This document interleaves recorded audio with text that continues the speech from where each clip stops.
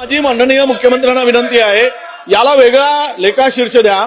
इतर कामापेक्षा या महाराष्ट्रातील शेतकऱ्यांना शेतापर्यंत जाण्यासाठी जो रस्त्याची आवश्यकता आहे तो पूर्ण करण्यासाठी एक हेड तयार करून त्यावर विशिष्ट निधी टप्प्याटप्प्याने द्या. माननीय अध्यक्ष महोदय, आनंद रस्ते हा खूप महत्वाचा विषय आहे आणि आता बावनकुळे साहेबांनी सांगितलं तेही सत्य आहे की अलीकडच्या काळामध्ये सर्वात जास्त मागणी ही आपल्या पाणंद रस्त्याकरता किंवा आमच्याकडे विदर्भात पांडन रस्ते म्हणतात त्या पांडन रस्त्यांकरता सर्वाधिक मागणी आहे.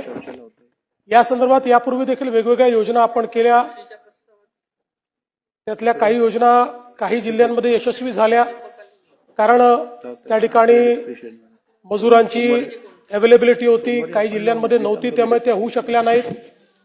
आणि म्हणून याच्यामध्ये एक जी काही सभागृहाची भावना आहे त्याप्रमाणे आपल्याला याचा विचार करावा लागेल आणि मुळामध्ये याचं वेगळं लेखाशीर्ष तयार करण्याची जी काही मागणी सातत्याने येते त्याचाही विचार आपल्याला करता येईल. पण एक गोष्ट आपण लक्षात घेतली पाहिजे की आपल्याला जर स्केलवर काम करायचं असेल तर आपल्याला कॉन्व्हर्जन्स करावा लागेल.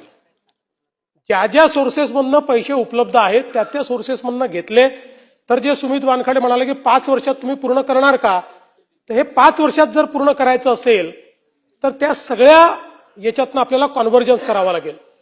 मग अशी कोणीतरी 25-15चं म्हणालं, तुम्ही म्हणालात वडेट्टीवार साहेब, माझं म्हणणं आहे की या सभागृहाने हा निर्णय करावा की 25-15तले 50% पैसे हे फक्त शेत रस्त्याला जातात, इतर कुठल्याही याला त्याचा वापर केला जाणार नाही. त्यामुळे अध्यक्ष महोदय, या निमित्ताने मी या सभागृहामध्ये असं जाहीर करतो की याची समग्र योजना तयार करण्याकरता चंद्रशेखर बावनकुळे साहेब यांच्या अध्यक्षतेखाली एक कमिटी आम्ही तयार करू. 1 महिन्यामध्ये या समितीने आपला अहवाल त्या ठिकाणी द्यावा. लेखाशीर्ष आवश्यक असेल तर डिसेंबरच्या अधिवेशनापर्यंत ते लेखाशीर्ष तयार करण्याचा आपण प्रयत्न करू. कॉन्व्हर्जन्सनी जर योजना पूर्ण होत असेल आणि त्याला कुठल्या तरी याच्यातनं पैसे द्यायचे असतील तर तशाही प्रकारचं जे काही या ठिकाणी आपण ठरवाल.